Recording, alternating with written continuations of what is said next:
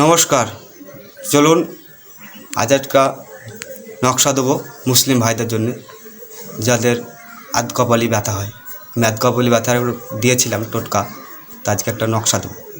তো নকশাটা দেখেলেন, তারপরে নিয়মবিধিটা বলে দিচ্ছি।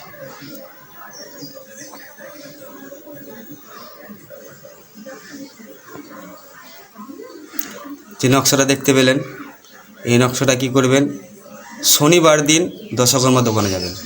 শনিবার দিন দশকর্মা দোকানে যাওয়ার পরে বলবেন আমাকে অষ্টগন্ধা দেন।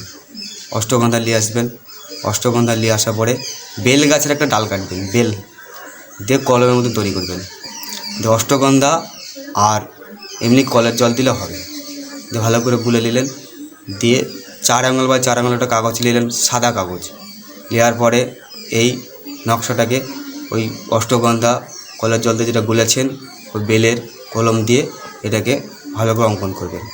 অঙ্কন করার পরে কী করবেন, মিডিলে যেগুলো লেখা আছে, যেখানে যেখানে যা লেখা আছে সেখানে সেটাই লিখবেন। লেখার পরে কোনো তামার তাবিজে যন্ত্রটাকে ফোল্ডিং করে ভরে নেবেন। ভরে নেবার মোম দিয়ে আঁটিয়ে দেবেন। যেই দিকে ব্যথা, বাঁ দিকে হোক ডান দিকে হোক, যেদিকে ব্যথা হবে সেদিকে চুলে বেঁধে নেবেন।